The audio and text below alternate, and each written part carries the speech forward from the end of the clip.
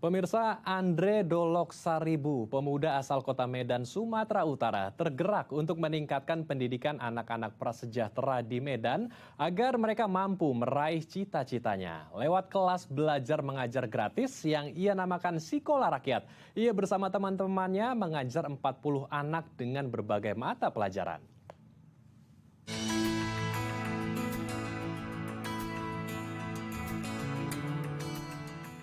Memberikan pendidikan yang layak dan masa depan yang cerah bagi anak-anak prasejahtera. Inilah mimpi Andre Dolok Saribu, seorang mahasiswa jurusan Ilmu Politik, Fakultas Ilmu Sosial dan Ilmu Politik, Universitas Sumatera Utara. Pada Juni 2022, ia mendirikan Sekolah Rakyat, sebuah gerakan pendidikan atau kelas belajar mengajar untuk anak-anak marginal di Medan. Di sini 40 anak belajar secara cuma-cuma atau gratis. Andre tergerak melakukan ini karena ia melihat ketimpangan sosial yang terjadi di Sumatera Utara. Di tengah bangunan-bangunan yang megah, ia masih menemukan banyak anak-anak dari keluarga prasejahtera yang belum bisa membaca dan menulis. Aksi sosial Andre menjadi virus kebaikan bagi teman-teman di lingkungan kampusnya. Pasalnya, beberapa teman Andre tertular untuk membantu Andre dalam memberikan pendidikan yang layak bagi anak-anak prasejahtera. Andre pun berharap aksi sosial bersama teman-temannya ini mampu menjadi bekal bagi anak-anak didiknya untuk meraih cita-cita mereka di masa depan. Ya, untuk membahasnya lebih lanjut, kita telah terhubung langsung dengan Andre Dolok Saribu, selaku penggagas Sekolah Rakyat. Kita langsung sapa narasumber kita. Halo, selamat siang Andre, apa kabar? Halo Mas Andrew, baik Mas, puji Tuhan. Baik, Sehat. sebelumnya kami mengapresiasi apa yang kamu lakukan Andre bersama teman-teman di sana untuk meningkatkan pendidikan ya, anak-anak prasejahtera di Medan, Sumatera Utara. Luar biasa sekali. Nah, tapi sebelumnya boleh kamu ceritakan Andre, apa yang membuat kamu tergerak atau menginspirasi kamu untuk membuat kelas belajar mengajar gratis ini? Karena kan pasti tentu tidak mudah ya untuk membuat mereka kembali belajar menimba ilmu lagi. Apa yang membuat kamu terinspirasi, Andre? Mungkin lebih ke arah panggilan hati sih Mas, karena sebelumnya sejak SMA saya sendiri udah terjun ke anak-anak jalanan begitu. Tapi ketika saya masuk ke kuliah begitu ya, tepat di belakang kampus kami di Universitas Sumatera Utara, kita melihat realitas sosial banyak masyarakat ataupun anak-anak khususnya yang memang tidak bisa baca tulis hitung begitu. Agak sedikit unik sebenarnya ketika kita berbicara negara ini membicarakan 4.0 kemudian society 5.0, tapi di pinggir sudut kota kita masih ada anak-anak yang bahkan baca tulis hitung pun nggak tahu. Nah di sini sebenarnya kita dari Sekolah Rakyat khususnya saya sendiri merasa terpanggil bisa ngasih apa gitu. Saya nggak punya duit, saya nggak punya apapun, saya bisa punya kasih ide, saya bisa gerakan teman-teman, kita bangun komunitas Sekolah Rakyat gitu Mas. Oke, jadi dari panggilan hati ya, panggilan jiwa, kemudian berempati, merasakan apa yang dirasakan oleh anak-anak jalanan sehingga terpanggil untuk mendirikan kelas ini, Sekolah Rakyat ini. Nah, tapi untuk mengubah pandangan atau mindset anak-anak jalanan, mungkin mereka kan sebagian besar ada yang sudah bekerja ya, mendapatkan uang begitu. Dari hasil mengamen mungkin atau dipekerjakan dari orang tuanya. Nah, ini kan tentu agak-agak sulit ya, terutama untuk anak-anak yang sudah mengenal uang untuk kembali mengajak mereka belajar ini tentu tidak mudah. Pendekatan Mas Andre seperti apa sehingga mereka mau datang ke kelas Sekolah Rakyat ini, Mas Andre?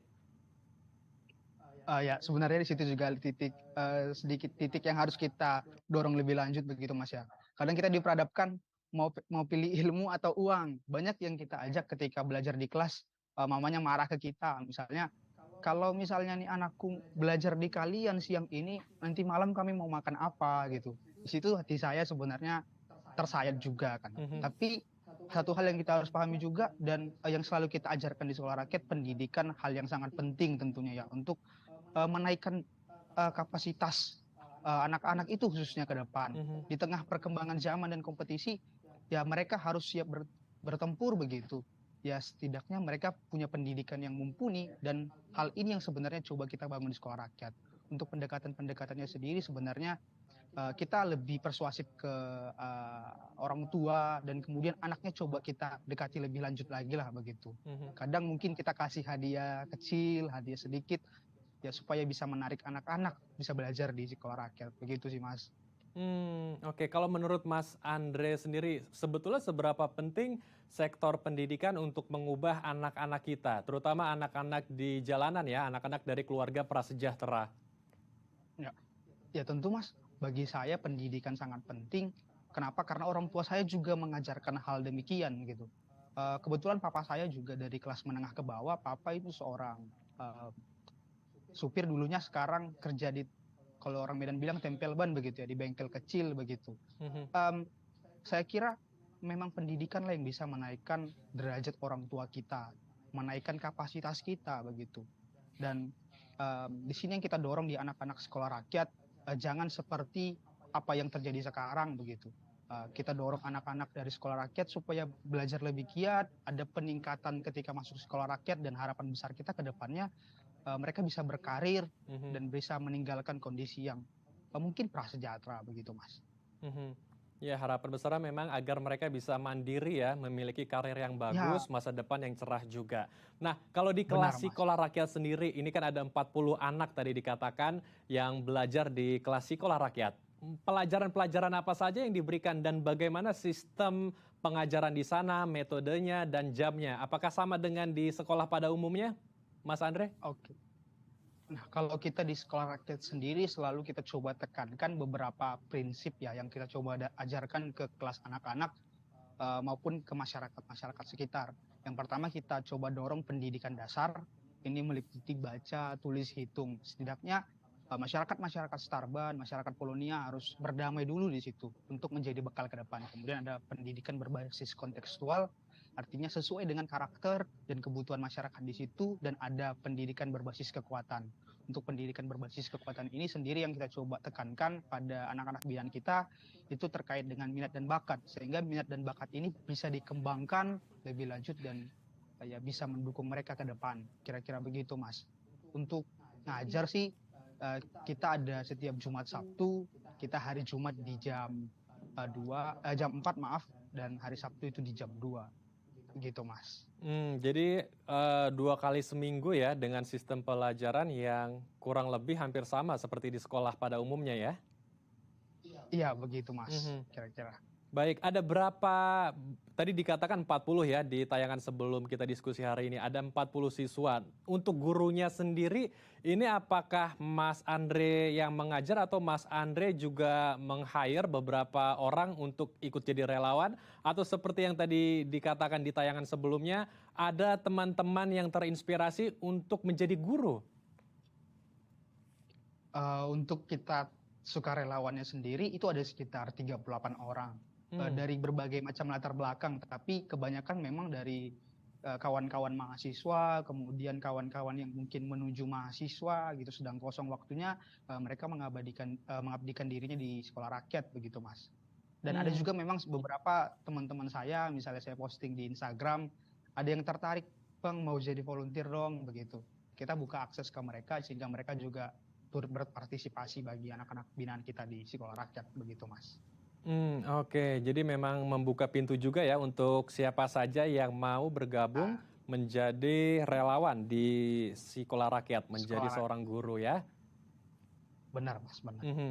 Lalu bagaimana respon atau antusiasme anak-anak ketika mengikuti kelas belajar mengajar di sekolah rakyat ini? Karena kan tentu mereka mungkin kehidupannya banyak habis di jalanan ya, kemudian kembali ke meja belajar pasti butuh penyesuaian nih, harus ada adaptasinya. Bagaimana respon mereka saat di kelas, Mas Andre? Ya, kalau kita di kelas sebenarnya kita agak sedikit sulit mencoba untuk memposisikan anak-anaknya. Mhm. Kadang kalau kita ada jadwal kelas begitu ya Mas ya. Kebanyakan di antara mereka kan ada yang mencari barang bekas begitu. Mhm. Ada juga yang di anak-anak jalanan ngamen begitu. Em, Nah, kita di kelas mencoba beradaptasi dengan mereka. Mungkin banyak di antara mereka yang ketinggalan. Nah, di sini saya coba asah karakter sukarelawan kita untuk tetap sabar. Kita punya metode-metode sendiri supaya memang bisa beradaptasi dengan anak-anak yang mungkin secara akademik butuh bantuan khusus. Mhm. Mereka-mereka juga yang harus menomorduakan pendidikan, kita seperti yang saya bilang tadi perlu lebih adaptif lagi lah begitu. Pendekatan-pendekatan persuasif sehingga anak-anak ini memang memikirkan ke depannya ini butuh pendidikan supaya mereka bisa mandiri, bisa intelektual organik yang didukung oleh sekolah rakyat sendiri. Gitu sih, Mas. Baik. Jadi memang harus lebih sabar, harus lebih persuasif lagi. Dan tadi seperti di tayangan ada juga kelas sambil bermain ya, atau bermain sambil belajar, ada sambil menyanyi, menari, agar mereka betul-betul merasakan enjoy, fun belajar di kelas sekolah rakyat ya. Benar, Mas. Benar, Baik, benar sekali. baik Mas Andre, kita akan lanjutkan lagi diskusi hangat ini, namun usai jeda ya Mas. Siap, Mas. Baik pemirsa, jangan kemana-mana karena kami akan kembali sesaat lagi.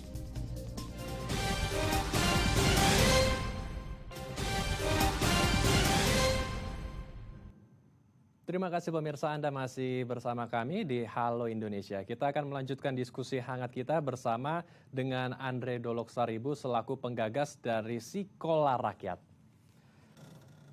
Mas Andre, tentu tidak mudah ya untuk mengubah mindset anak-anak yang banyak menghabiskan waktu di jalan, apalagi kalau mereka yang sudah mengenal uang ya. Karena ya mungkin dari kondisi ekonomi mereka juga dari kelas menengah ke bawah. Jadi mereka harus ikut membantu orang tuanya untuk mencari uang. Nah, dari 2022 di bulan Juni Sekolah Rakyat ini hadir untuk anak-anak prasejahtera memberikan pendidikan untuk mereka. Apakah sejauh ini kurang lebih sudah mau 1 tahun ya, 8 atau 9 bulan berjalan. Bagaimana? Apakah sudah ada respon positif atau perubahan yang signifikan dari anak-anak yang sudah dididik dari Sekolah Rakyat ini, Mas Andre? Ya, kalau perubahan signifikan saya melihat memang ada banyak perubahan dari masyarakat sendiri, khususnya ketika banyak beberapa anak-anak yang sebelumnya memang agak kesusahan di bidang pendidikan dasar begitu ya, seperti baca, tulis, hitung. Puji Tuhannya hari ini mereka sedikit terbantu dengan kehadiran Sekolah Rakyat. Kemudian masyarakat di sana sangat merespon begitu ya secara positif. Ada perubahan-perubahan yang kita lihat di situ, seperti sebelumnya di belakang rumah belajar kita itu ada sarang narkoba sebenarnya ya, tempat yang rawan narkoba. Tapi ketika kita hadir di situ, aktivitasnya sudah mulai berkurang begitu. Sehingga memang respon masyarakat sangat positif menghargai kegiatan belajar mengajar yang memang kita selenggarakan di Sekolah Rakyat Indonesia begitu, Mas. Jadi selain merubah atau meningkatkan literasi, karena tadi disebutkan ada anak-anak yang belum bisa membaca dan berhitung ya. Sekarang mereka sudah bisa membaca dan berhitung, ternyata lingkungan sosial juga ikut berubah ya, lebih positif begitu. Seperti apa tempat untuk sarang narkoba tadi dikatakan sudah mulai tidak ada begitu. Nah, kalau untuk mengajarkan kepada anak ya, memberikan pendidikan, ini kan pasti juga membutuhkan sarana dan prasarana seperti alat-alat untuk mengajar, papan tulis, buku, dan lain sebagainya. Ini asalnya dari mana, Mas Andre? Kalau bicara ke situ kita selalu coba suarakan ya Mas ya, di internal kita itu sistemnya kolektif kolegial. Kalau orang Medan bilang berapa darimu, berapa dariku gitu. Jadi misalnya saya punya uang lebih, saya kasih untuk Sekolah Rakyat, untuk untuk inventaris begitu ya, seperti alat-alat belajar, berapa dari volunteer. Biasa di awal bulan kita buat kantong bergerak begitu. Jadi setiap orang yang punya rezeki lebih bisa menyalurkannya lewat Sekolah Rakyat. Puji Tuhan kalau misalnya ada juga donatur-donatur yang tergerak mungkin melihat Sekolah Rakyat dan kemudian membantu pelayanan kita di Sekolah Rakyat sendiri, Mas. Oke, luar biasa sekali. Jadi ini dari kantong pribadi ya, dari uang pribadi, kemudian patungan bersama relawan-relawan lain untuk bisa membuat sarana dan prasarana yang nyaman ya, peralatan tulis, kemudian papan tulis, dan juga semua buku-buku di sana. Benar-benar, Mas. Nah, setelah diberikan kurang lebih 8-9 bulan ya pendidikan untuk anak-anak prasejahtera, dan tadi sudah dikatakan juga ada perubahan yang mulai terlihat, sudah bisa membaca, berhitung, dan ada perubahan sikap juga dari anak-anak. Lalu bagaimana respon orang tua mereka, Mas Andre? Ya, tentunya orang tua sangat merespon positif sebenarnya. Ketika kita katakan, Bu, bulan depan kita nggak di sini lagi ya. Itu banyak orang tua yang jadi rindu, janganlah Mas, janganlah Bang, begitu. Kita tunggu, janganlah, ini harus banyak perubahan lagi lah di anak saya, begitu. Orang tua sangat mendukung dalam beberapa event-event yang kita adakan gitu. Bahkan juga tercipta toleransi sosial di masyarakat. Ketika bulan 12 kemarin kita juga sempat buat Natal Rakyat Starban, dan yang antusias di situ tidak hanya masyarakat yang Kristen begitu, tapi masyarakat yang Muslim juga saling menunjukkan sikap toleransi, saling tolong menolong, dan benar sekali ada sedikit perubahan sosial yang kita temukan, khususnya masyarakat di lingkungan Starban yang kita layani begitu, Mas. Jadi tidak hanya memberikan input pendidikan untuk memberikan masa depan yang cerah ya untuk mereka, tapi ada ruang sosial juga yang berubah di sana ya, luar biasa sekali. Iya, Nah, saya juga masih penasaran nih, bagaimana kita kembali lagi ke pendekatan ya untuk anak-anak prasejahtera agar mereka mau kembali belajar. Ini bagaimana sistemnya? Apakah menggunakan metode jemput bola dari Mas Andre dan teman-teman turun ke lapangan langsung untuk mengajak mereka ke sekolah rakyat? Atau seperti apa sistemnya agar mereka mau terus rutin belajar di sekolah rakyat? Di awal memang kita selalu jemput bola ya, Mas ya. Kita setiap hari Jumat atau hari Sabtu sebelum kita lihat rame, itu kita nggak boleh mulai kelas gitu. Biasanya kita volunteer, kita bagi tugas, kita ke rumah-rumah gitu. Kita jemput anak-anaknya, kadang kita kasih jajan begitu. Hal-hal yang mungkin mendorong si anak untuk bisa belajar. Jadi pokoknya di sekolah rakyat, kalau rame baru bisa mulai begitu. Nanti kemudian kita pecah menjadi beberapa kelas yang kita sesuaikan dengan kategori anak, usia anak begitu, sehingga anak lebih baik lagi lah dalam proses belajar mengajarnya begitu, Mas. Oke, jadi kembali lagi ya harus diberikan stimulan begitu agar mereka bisa terpancing untuk belajar di sekolah rakyat. Karena kalau hanya mengajak saja belum tentu mereka mau ya. Baik, kalau untuk maintenance atau terus membina sekolah ini supaya bisa berjalan dengan mulus kurang lebih 8-9 bulan lah ya. Bagaimana Mas? Apa saja sebetulnya tantangan, hambatan, rintangan untuk bisa belajar mengajar di sekolah rakyat ini terus bisa berjalan? Oke. Yang pertama mungkin kita harus punya komitmen dulu sih Mas di internal sekolah rakyat begitu. Lebih ke bagaimana manajemen organisasi sukarelawan ini supaya memang volunteer kita memang benar jadi sukarelawan, harus suka dan rela gitu. Sukarelawan kan suka dan rela. Terkadang malah kita nggak dapat apa-apa dan memang nggak dapat uang di sekolah rakyat, tapi kita yang harus habiskan uang lah begitu, memberi sesuatu untuk anak-anak di sana. Nah ini yang kita coba upayakan di situ, kendala-kendala kita bagaimana memang memelihara semangat guru-guru kita, tenaga-tenaga pengajar kita, kemudian membuat anak ini konsisten. Dan mungkin satu lagi yang jadi permasalahan sebenarnya terkait dana gitu. Kalau selama ini sistem operasional kita memang mengandalkan bagaimana kolektif kolegial yang saya bilang tadi dan bantuan dari masyarakat. Tempat belajar kita itu dari kandang ayam, tempat bekas mengumpulkan barang bekas begitu ya, yang kemudian kita alih fungsikan menjadi rumah belajar. Ya harapannya memang bagaimana tempat belajar kita ini semakin lebih layak sih. Bagaimana kemudian anak-anak ini bisa menghabiskan waktunya, tapi jangan sampai terkena sakit misalnya karena tempatnya nggak mumpuni. Ini jadi satu kendala sih. Bagaimana ke depan kita bisa punya rumah belajar yang lebih baik, inventaris alat belajar yang bisa kita cukupi di tengah segala keterbatasan kita. Itu sih Mas. Jadi kendala itu di sarana prasarana, kemudian kebutuhan ekonomi juga ya untuk melengkapi perlengkapan tulis atau belajar di sana. Nah, ini menjadi PR juga ya, karena tadi seperti yang sudah disinggung oleh Mas Andre bahwa ini dibuat secara kolektif untuk memenuhi perlengkapan sarana prasarana belajar di sekolah rakyat. Apakah selama ini ada dukungan dari orang tua siswa seikhlasnya ataupun orang tua dari guru, atau mungkin ada dukungan dari pemerintah setempat atau organisasi sosial yang melihat aksi sosial, aksi mulia dari Mas Andre dan teman-teman? Kalau sejauh ini kita selalu coba usahakan jangan sampai orang tua keluar biaya. Sejauh ini sekolah berdiri memang tidak ada biaya yang dikeluarkan oleh orang tua.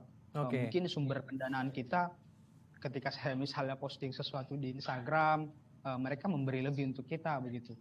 Kemudian ketika sekolah rakyat membuka open donasi, terkadang ada saja memang orang-orang baik yang mencoba membantu sekolah rakyat sesuai kelasnya begitu. Izin Mas begitu. Jadi ini benar-benar murni orang tua siswa tidak dipungut biaya ya, alias betul-betul gratis ya untuk orang tua. Jadi mereka juga tidak terbeban ketika anaknya sekolah di sini. Dan iya memang itu yang kita selalu tekankan, pendidikan itu harus gratis. Anak harus memang mendapat hak atas pendidikan sehingga masa depannya bisa terjamin ke depan, Mas, begitu.